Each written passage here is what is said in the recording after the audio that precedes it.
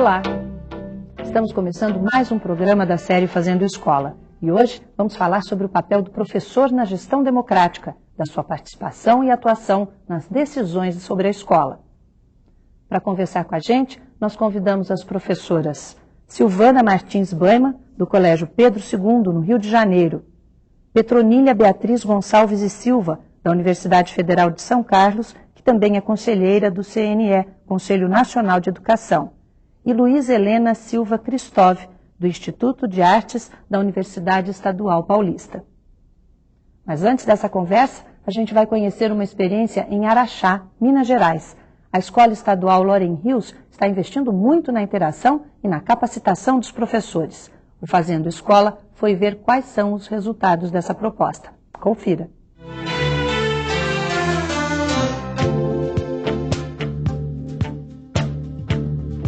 A gestão democrática, ao abrir o espaço escolar para os seus atores, traz um olhar de respeito a cada um, promovendo uma série de mudanças e atitudes de valorização e reconhecimento social. Eu sempre digo, estou passando por aqui, eu acho que tem que deixar alguma coisa, não vale a pena só passar por passar, né? Então, tem que deixar algo. Quando nós entramos em sala, nós, professores de História, temos uma busca incessante de diagnosticar qual é a necessidade daquele aluno no tocante à formação da cidadania. O que eu tento sempre passar para os meus alunos, principalmente assim, na hora da aula de língua portuguesa, assim, quando a gente está trabalhando o texto, eu tento sempre levá-los a refletir sobre a sua posição como cidadão dentro da sociedade, o que ele pode estar fazendo para tentar melhorar. Nós estamos reunidos aqui para verificarmos como que nós estamos desenvolvendo o nosso projeto Paz pela Paz. Na área de física, nós ainda estamos no processo inicial de montagem do projeto. Fizemos alguns gráficos, vendo como que está aumentando o consumo de drogas, principalmente entre crianças entre 11 e 14 anos. A participação do professor numa gestão democrática é muito importante porque ele tem plena autonomia para poder desenvolver as suas atividades. E tem o apoio, tem a retaguarda para poder dar aquele apoio que ele necessita. Quem sai lucrando com isso são os alunos. Porque o projeto, para ser trabalhado, tem que ter união de equipe, tem que ser coletivo mesmo. Então, não existe individualismo. O projeto, assim, ele elabora com os alunos e passa para todos os professores na hora da reunião, então é aquela troca, de experiência. Ele não pode ficar engavetado, ou não pode ficar só com o professor, não funciona, não pode ser partir do professor, tem que partir da vontade dos alunos também. Você quase não vê nenhum professor assim que trabalha sozinho mais, de jeito nenhum. Dá ideia, já chama o colega, eles mesmos já vão bolando. E eu já fico mais tranquila, a equipe pedagógica já fica mais sossegada, porque eles já sabem caminhar sozinhos.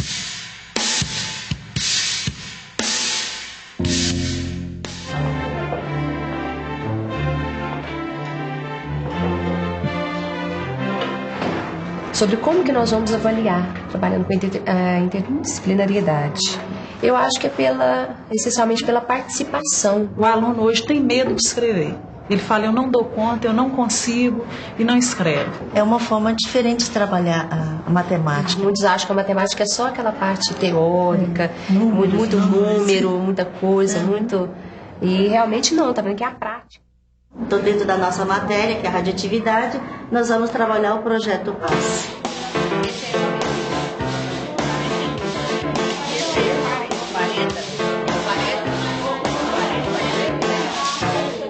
A interdisciplinaridade tem que ser feita sempre. Então, muitas vezes, por exemplo, no outro projeto que nós desenvolvemos aqui, da Paz pela Paz, quem está me ajudando muito é a professora de História. Quer dizer, ela está trabalhando os valores em sala de aula. O outro que a gente também está desenvolvendo, eu estou desenvolvendo com o professor de Espanhol, que é de concentração, para aumentar a concentração em sala de aula e elas poderem estudar melhor, melhorar as notas e tudo mais. A maioria dos professores já estão se adaptando, que é uma forma de mudança para eles. Igual eu falei, é uma diferença nossa com a deles. Então eles já estão se adaptando e praticamente todos já aderiram ao projeto. Uma proposta democrática e participativa coloca o papel dos professores na ação de pensar e organizar o trabalho escolar, identificando temas e assuntos que merecem ser discutidos no interior da escola.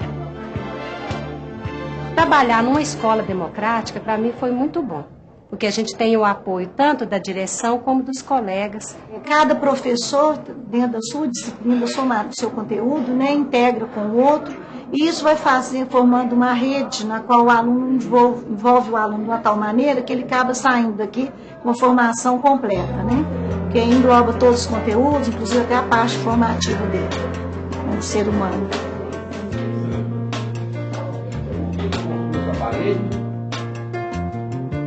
A minha cidadania era em 1 ano e meio. Esse é 2 anos que eles verificaram que tinha que estudar o básico mais durante 1 ano, não só meio, né?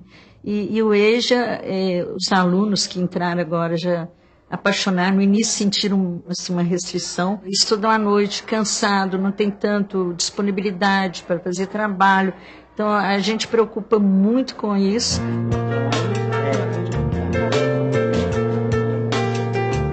A gente tentar utilizar o que eles fazem, né, lá fora, a gente buscar aqui, dentro da realidade deles, porque de repente você está falando uma coisa que está muito longe deles, então a gente tem que procurar essa vivência deles. Eu já tinha 7 anos que eu tinha parado de estudar, o EJA passa para a gente a confiança assim, da gente querer progredir, quem sabe até cursar uma faculdade, né? Porque os professores já ajudam demais a gente a pensar no futuro.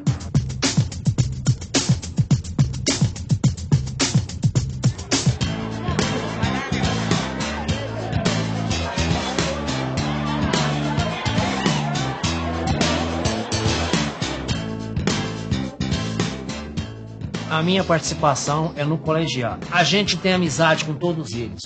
O professorado da escola é muito amigo. A gente sente essa amizade deles conosco do colegiado. Meu filho, principalmente, ele conversa muito com os professores e tira muitas dúvidas. E eu creio que como o meu faz isso, os outros também fazem. Então, o professorado é muito aberto para o diálogo.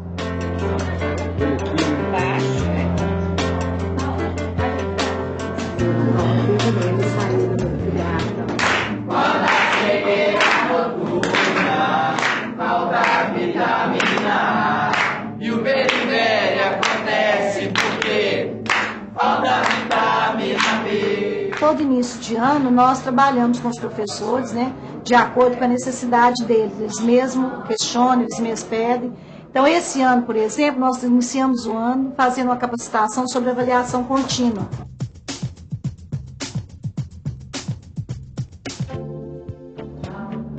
Um incansável aprendizado. O professor que assume essa postura se descobre sempre como aluno. Na escola Loren Rios Feres, uma psicóloga ensina e discute. Ensina a olhar, a descobrir algo mais sobre si mesmo e sobre os alunos. Discute a autoestima do professor e a relação de quem ensina com quem aprende. Gostaria que cada um contasse o seu ponto forte como professor. Eu me considero uma pessoa muito solidária. Paciência, persistente, Observadora, dedicação, criativa. Para a gente trabalhar com os jovens, a gente tem que procurar sempre uma forma que desperte o interesse deles. A gente tem que procurar métodos que leve o aluno a se interessar pelo conteúdo que você está dando. Então, de repente, você vê um noticiário, uma notícia que você pode encaixar dentro do seu conteúdo, você fala, aborda aquele aspecto. Então, o jovem de hoje, ele quer, às vezes, trabalhar com muito tema atual. Tivemos essa capacitação no início do ano. Tivemos um psicólogo também, 8 horas de trabalho com os professores, com a autoestima.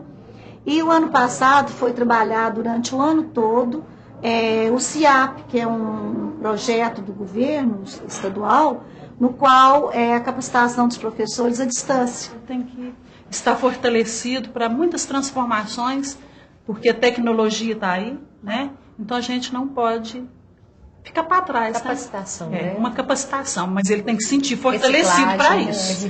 Né? Ele não pode sentir que ele é culpado de nada, de fracasso. Um dos grandes desafios não é só formar um professor que domine o conteúdo, mas a metodologia que acolha e possibilite um maior aproveitamento desses alunos que, com o processo de democratização da educação, passaram a constituir uma parcela considerável da clientela da escola pública. Hoje, nós podemos ter nas escolas experiências inovadoras em que os professores se sentem e podem se sentir protagonistas. Ou seja, você não vai estar ensinando o seu estudante a marcar cruzinha dentro de respostas previsíveis. Você pode criar, né, fazer do ato pedagógico um ato de criação e fazer do ato pedagógico uma atividade de crítica e de emancipação.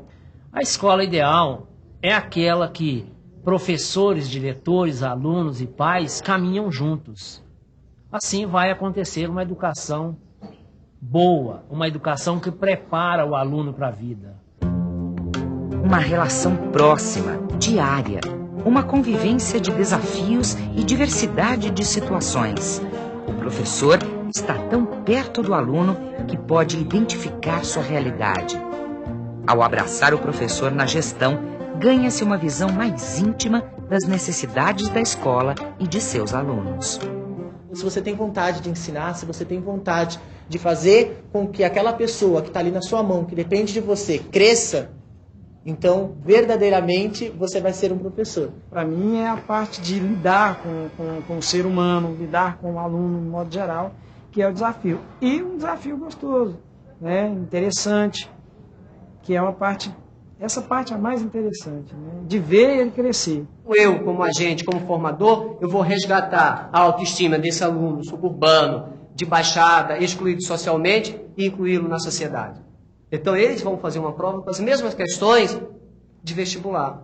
E no momento que o aluno começa a responder essas questões, ele começa a ter autoestima elevada e ele percebe que ele é capaz. Se ele chegou aqui sonhando em ser pedreiro, eu tenho a obrigação de fazer com que ele saia daqui sonhando em ser engenheiro. E quero encontrá-lo amanhã, daqui a 10, 15 anos, quero abraçar esse aluno e perceber que eu fui agente dessa mudança. Senão, eu não tenho nenhum outro motivo para ser professor.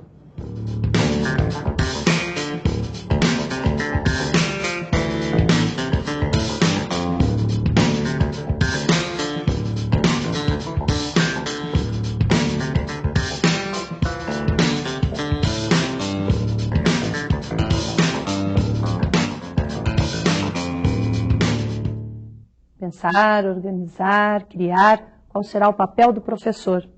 Professora Petrolina, queria que a senhora fizesse uma avaliação dessa experiência da Escola de Araxá que nós acabamos de assistir.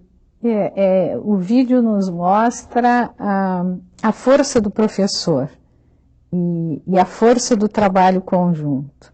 É claro, é um vídeo curto, ele mostra essa força se refletindo na sala de aula.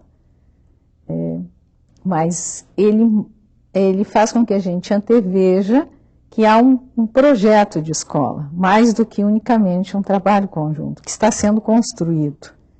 E daí a importância, quer dizer, o papel do professor hoje é participar de um trabalho conjunto, que é político-pedagógico. Inclusive a professora comenta, não é, que não se trabalha mais sozinho, né? O professor trabalha em conjunto. Queria que a senhora fizesse uma avaliação, professora Luísa. Então, o vídeo é interessante porque ele enfatiza isso, né, a importância desse encontro na escola, e nós poderíamos, a partir dele, perguntar quais as condições para a gente conquistar isso, né? Como é que a gente tem aí visto pelo país, como é que a gente também vive na nossa experiência essa construção, não é? Eu acho que as escolas que tiverem acesso, estiverem assistindo, eu acho que essa é uma boa pergunta, né? O encontro é importante, como lembra a Petrolina, mas temos várias perguntas que eu acho que a gente pode estar explorando, né? Sem dúvida vamos estar explorando. Agora, essa escola em Araxá mostra que é possível promover essas mudanças que passam pela democratização do trabalho do professor, da direção, mas especialmente do professor. A senhora também vive essa experiência na sua escola, não é? Sim. O que eu achei interessante no vídeo foi exatamente isso, mostrar que é possível. Aliás, eu acho que esse é o papel do professor, mostrar que é possível, de alguma maneira. E nesse sentido, é muito significativa para mim a fala do pai, quando ele diz que a escola ideal é aquela na qual todos caminham juntos, diretores, pais, professores, alunos, técnicos. E eu vivo isso de alguma maneira na minha escola, mas o que me parece, de um modo geral, é que, apesar dessas experiências todas bem-sucedidas, que a gente tem acesso, como essa da escola Loren Rios, ainda há uma resistência muito grande por parte de muitas escolas. E o que a senhora achou da experiência da escola de Araxá? Foi mostrado. Uma experiência extremamente positiva e que, volto a dizer, mostra que é possível. Agora, é possível como? Dadas as condições. É fundamental que se diga isso, porque o professor ele precisa ser incentivado a partir das condições mínimas. Ele quer se encontrar com um colega para promover, por exemplo, um trabalho interdisciplinar. Mas como realizar isso se não há planejamento, não há na grade, inclusive de horários dele, um espaço para essa finalidade? Professora, nós vamos fazer um breve intervalo e sobre as dificuldades do professor nós vamos estar conversando no próximo bloco. Voltamos já.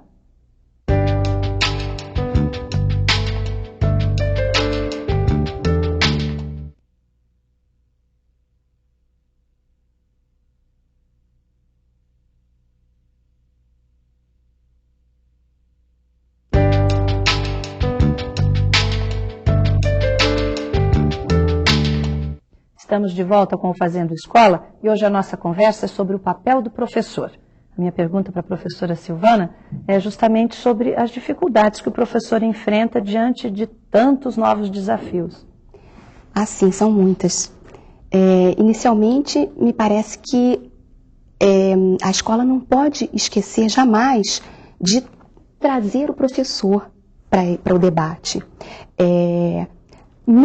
Pensar o projeto pedagógico, que é um projeto político-pedagógico, ela tem que inserir o professor na confecção desse projeto, porque não pode haver erro maior do que querer que se coloque em prática alguma coisa da qual não se participou, de cuja construção não se participou. Então, o professor, muitas vezes, ele se sente... ele não se sente parte porque não foi convidado a construir aquilo conjuntamente. Essa eu acho que me parece ser a dificuldade principal, de você vestir a camisa, de você efetivamente não ser convidado a participar. Agora, me parece que isso também é uma queda de braço. O professor deve procurar também brigar por esse seu espaço. Ele deve procurar se informar também sobre o que é a proposta. Sem dúvida. Nesse sentido, por exemplo, né, é importante que ele saiba que a gestão democrática, ela consta da lei. Né? A LDB, nesse sentido, ela é um avanço, me parece. Ela é um avanço, a LDB de 96, à medida em que ela coloca claramente como um princípio da educação nacional a gestão democrática. Agora, há que se pensar que gestão democrática, porque a LDB também deixa um pouco em aberto essa interpretação, de modo que vai caber à escola construir uma visão mais conservadora ou mais aberta da participação. Professora Luísa, quer acrescentar alguma? Quero sim, muito interessante, bem lembrada, porque existem caminhos e caminhos, não é? E uma visão interessante de fato, efetivamente, ouvir os professores, não é? Promover toda uma escuta, toda uma identificação do que se pensa, como representam os jovens, por exemplo. Não é? O professor vai trabalhar com o jovem, com a criança, como ele entende, como ele vê a criança, como ele vê o jovem, e aí a gente está falando de um outro tempo e uma outra escola. Né? Então nós temos assim, eu quero destacar as duas possibilidades. Né? Nós temos uma gestão, uma direção, que chega com um projeto pronto, apresenta aos professores e diz assim: olha, esse é o nosso projeto. Sim, eu apresentei, eu trouxe aos professores, todos estão cientes e tal. E o outro caminho é essa construção conjunta, como a Silvana estava dizendo, né? Que parte desde ouvir o que se pensa sobre a sua área, sobre o seu papel e sobre a escola como um todo. Não é? Como é que eu vejo a escola? Que escola eu desejo, né? E que aluno eu desejo. É isso. E o professor não pode parar de estudar, não é, professora Petrolina? Não, ele não pode parar de estudar e ele não é, como já foi insistido anteriormente, eu gostaria de retomar, unicamente um executor de políticas dos sistemas de ensino, seja o Ministério de Educação, as secretarias estaduais ou municipais, muito menos de um plano pedagógico que ele não ajudou a conceber. Porque estudar por estudar não tem sentido. Então, ele vai estudar justamente na medida do compromisso e do projeto que ele ajudou a construir, vai ajudar a executar e vai ajudar a avaliar. E a demanda e a complexidade da vida nas grandes cidades, sobretudo, né, mas da sociedade hoje, exige que o professor ele trate de muitas frentes e hoje, felizmente, nós já nos demos conta que vivemos numa sociedade diversa, marcada pela diversidade. Tá? Então, nós temos problemas e questões que estão presentes na sociedade, que estão presentes na escola, e que até pouco tempo a gente fingia não ver. Tratava as questões pedagógicas escolares uniformemente, sem se dar conta, ou até se dar conta não é a melhor forma de dizer, sem levar em conta esta diversidade, que é étnico-racial, que é de gênero, que é de classe social, não é que é de dificuldades de aprendizagem, que é de deficiência visível ou não. Não é? Essas questões todas, o professor hoje tem que se ocupar desta diversidade. O professor tem que estar atento à educação da sexualidade. Não é? E quando diz isso, está querendo dizer o quê? O professor tem que ter presente que ele tem meninos e meninas, ou jovens, não é, moças e rapazes, ou mesmo adultos, como no EJA, que recebem uma educação muito anterior à própria escola e que está ali presente. Tem que fazer um diagnóstico. Tem que fazer um diagnóstico juntamente com seus alunos e com seus colegas. Então, não é somente os professores se reunirem e estudarem as matérias desvinculadas daquele mundo concreto em que eles estão vivendo, juntamente com seus alunos. E para não ser o mero executor, e quando eu digo mero, eu não estou desvalorizando o nosso papel de executores de políticas, longe disso. Só estou querendo dizer que nós precisamos, por exemplo, e a Silvana fez muito bem quando trouxe o texto da Lei de Diretrizes e Bases aqui. A Lei de Diretrizes e Bases, os pareceres dos conselhos de educação, nós não temos que, de ouvido, saber o seu conteúdo. Nós, professores, temos que lê-los, analisá-los, criticá-los e decidir se em conjunto, no conjunto da escola, e isto é projeto pedagógico, isso é projeto de escola, como vamos implantar, ou o que podemos, ou o que não podemos, temos que fazer a crítica. E isto é fundamental. Não se pode falar em gestão democrática se os professores não tiverem acesso a todos os textos legais, às políticas de governo, e eles manuseiem e leiam e decidam em conjunto, claro. Não é uma briga de um mais forte ou do mais fraco. Não, vamos negociar o que nós fazemos e o que dentro desta realidade, dessa imensidão de apelos e essa imensidão que é o Brasil de realidades. Uma diversidade, né, imensa. Professora Silvana, a senhora na sua escola, quais as dificuldades que a senhora enfrentou para implantar o projeto político-pedagógico?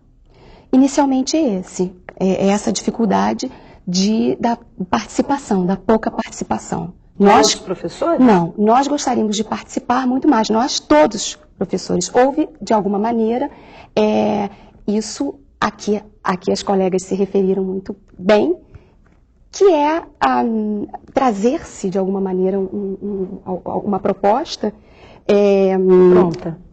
Não digo pronta, mas quase.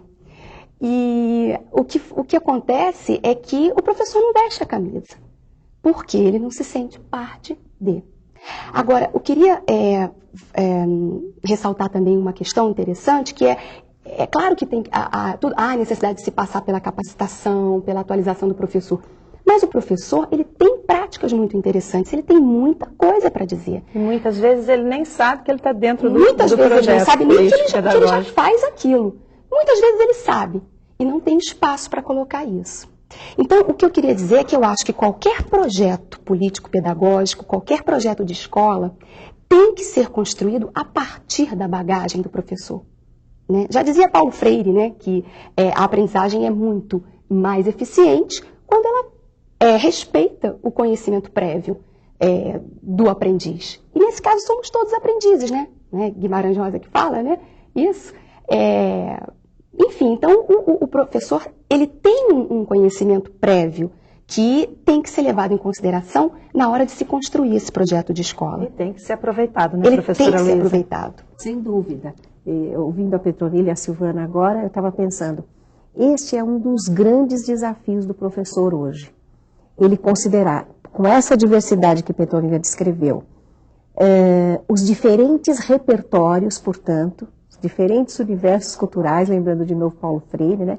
Cada aluno ele traz um repertório, ele traz toda uma história, um conjunto de códigos de onde ele tira a condição de ler o mundo, né? A condição de ler a ciência que a gente está apresentando. Né? Então o professor tem esse desafio de fazer essa leitura, de estudar este repertório e ampliá-lo, né, com o saber escolar, ampliá-lo. Então a gente tem encontrado aí pelo país afora essa grande dificuldade, como fazer isso. E né? como fazer isso? Isso nós vamos estar conversando daqui a pouquinho, vamos fazer mais um intervalo.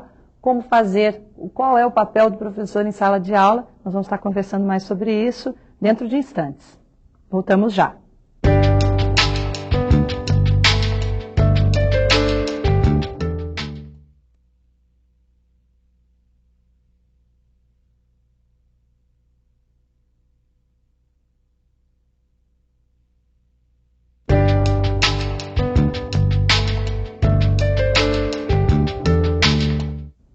Estamos de volta com o Fazendo Escola. A nossa discussão de hoje é o papel do professor. Neste bloco, vamos falar da formação.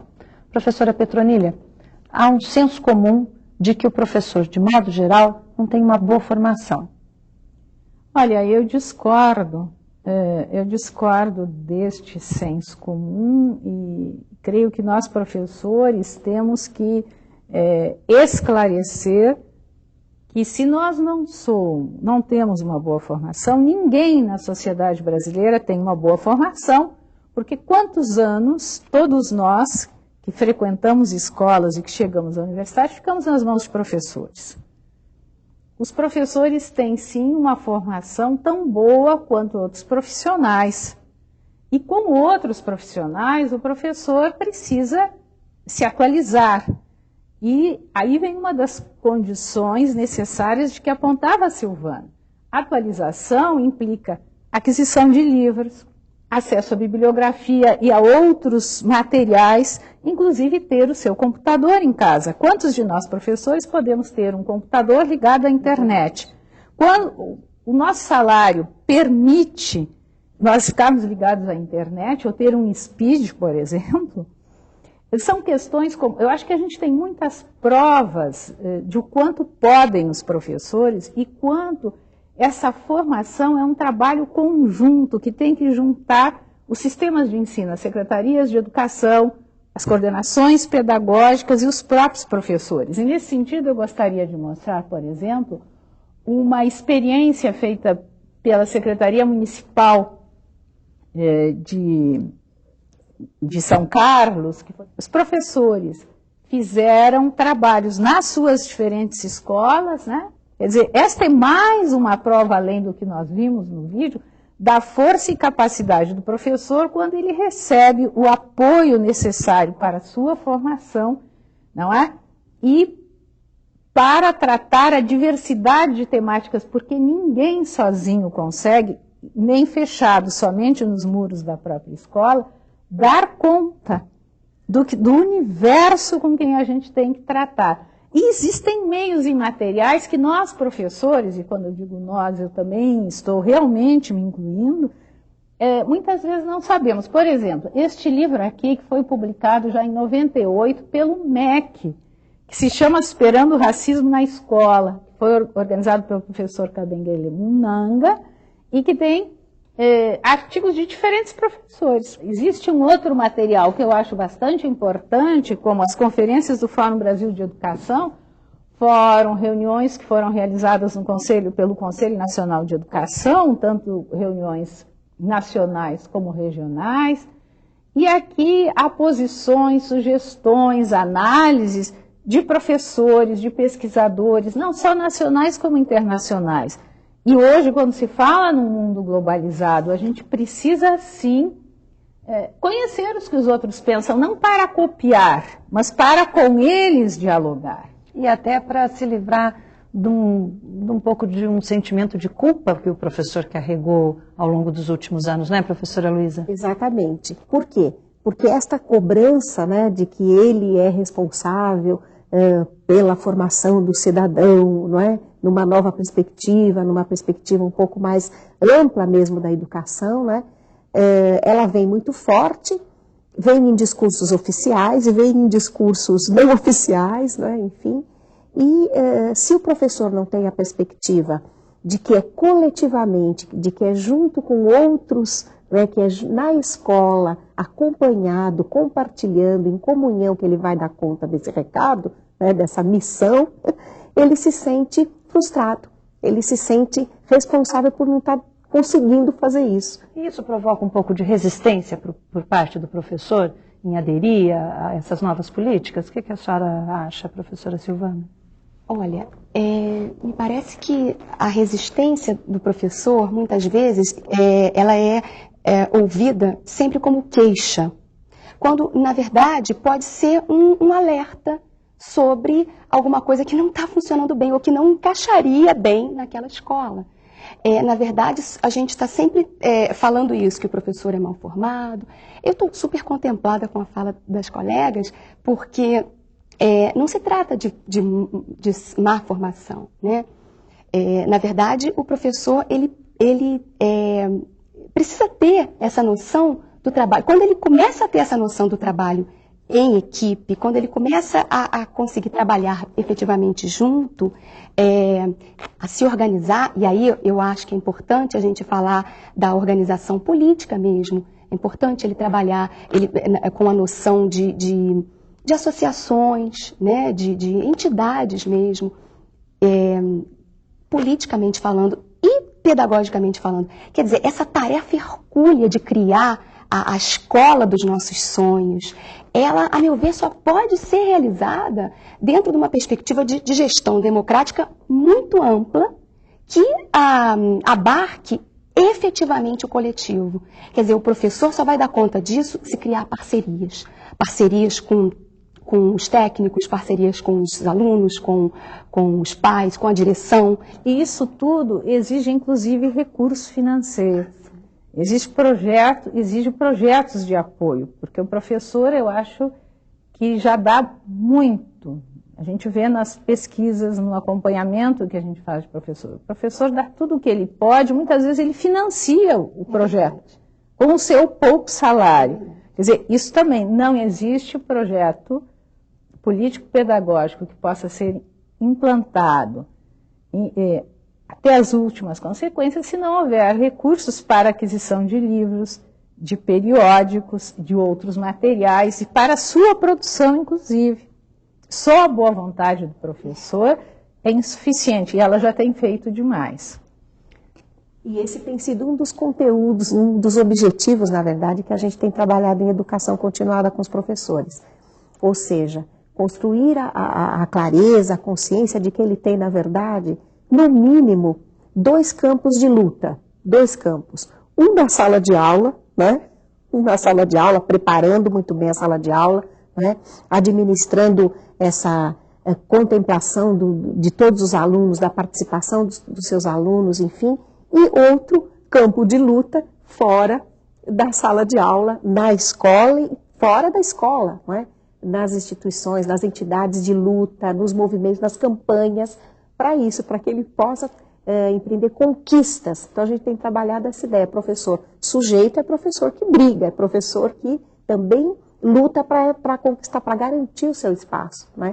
Não é o professor que se queixa. Então a gente tem encontrado isso, os professores em educação continuada refletindo sobre as lutas que eles precisam fazer.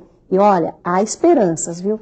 A gente tem encontrado aí experiências e professores se aglutinando, se articulando. O que mais chama a atenção da senhora nessas experiências que vieram aí à sua memória agora? Então, me chama a atenção isso. Eu sou até taxada na universidade como muito amiga dos professores da educação básica, né?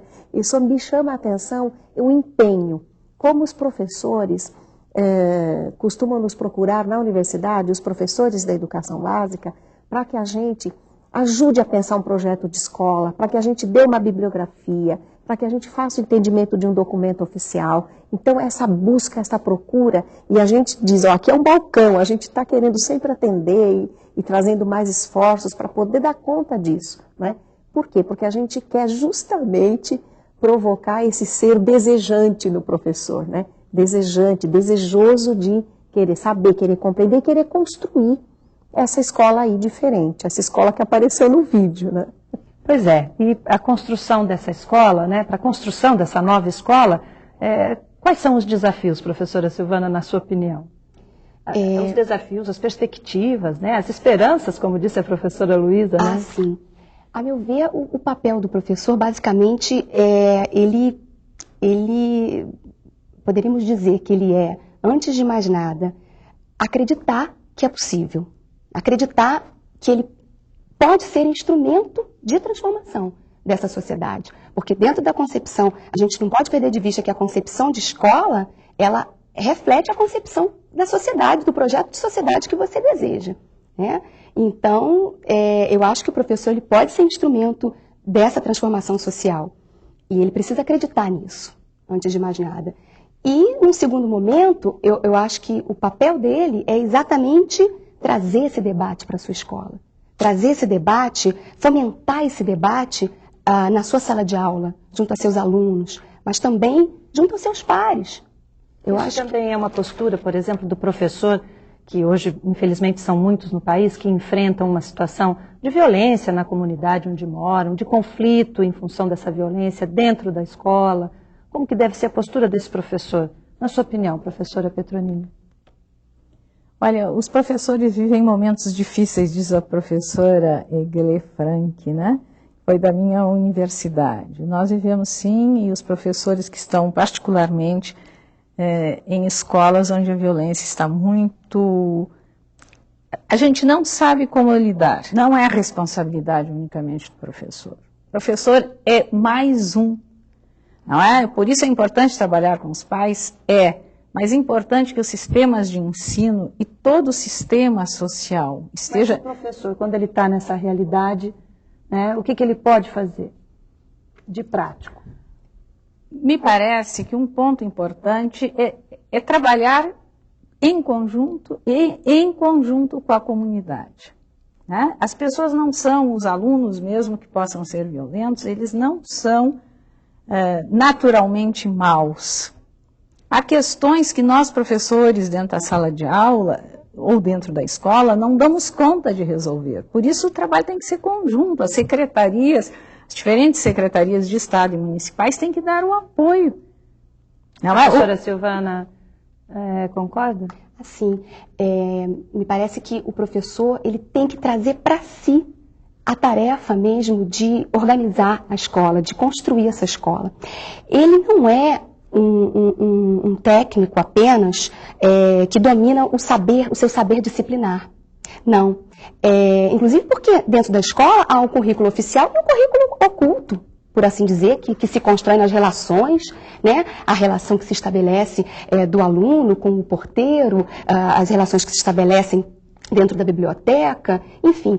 Então, o professor, ele é um pesquisador. Todo professor é um pesquisador. Sim, mas além dele ser pesquisador, nessa questão que a professora Petrolina estava colocando, né, em situações de conflito, em situações de violência, Qual deve ser a atitude, o que o professor deve buscar, até em termos de ajuda, para não estar só, como a professora disse? Sim, então, como eu estava dizendo, é necessário sempre se criarem parcerias. O professor sozinho ele não pode dar conta disso. A formação dele, não é que a formação dele seja ruim, é que ela não tem que dar conta disso sozinha mesmo. Nem pode. Porque a gente não consegue prever tudo o que vai acontecer.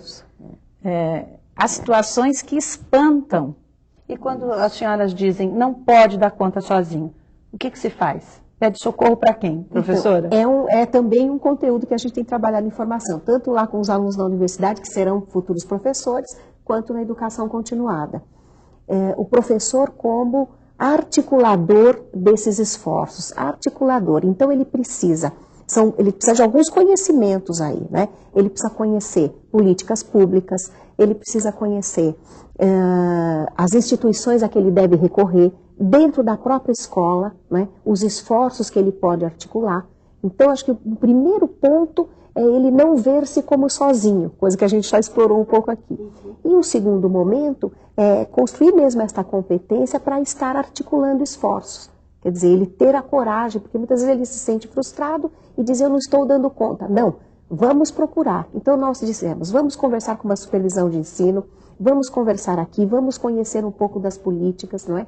E assim a gente tem conseguido. Temos feito parcerias entre Secretaria da Educação e Secretaria da Ação Social, não é? Para dar conta de uma série de coisas. Eu quero destacar do que Petrolina disse.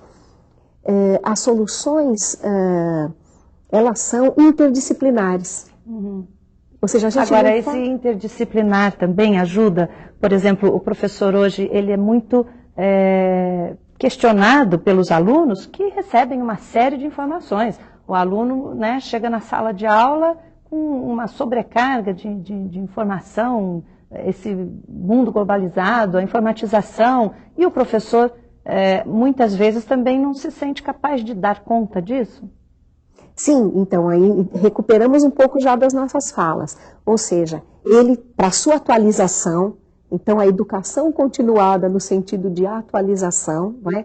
E de leitura que a gente chama significativa desse mundo mesmo, quer dizer, entender, saber ler a televisão para conversar com o seu aluno, né? Não rejeitar a televisão, saber ler a televisão, precisa ter tempo para ler a televisão, para fazer análise, precisa de grupos para trocar, né? Então, aí a educação continuada, que é o estudar sempre, né?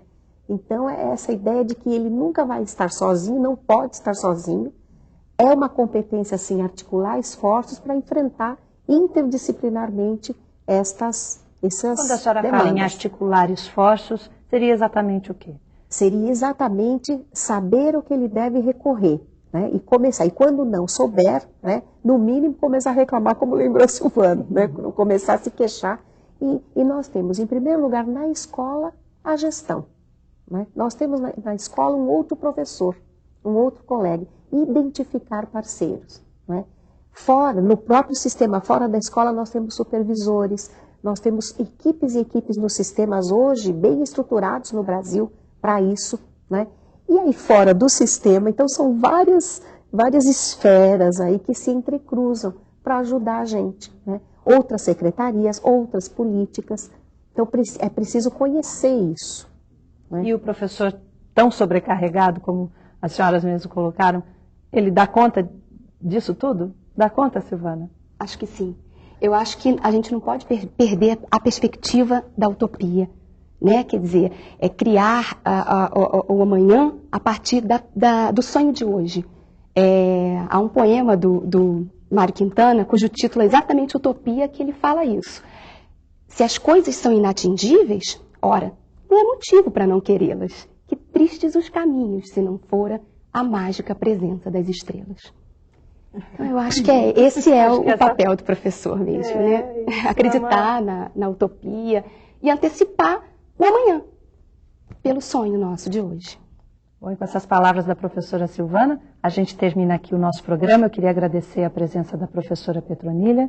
Professora Luísa, muito obrigada pela sua participação. Professora Silvana, que as suas palavras sirvam de inspiração para os professores que estão nos ouvindo. No próximo Fazendo Escola, a gente vai discutir a função do gestor na gestão democrática. Até lá!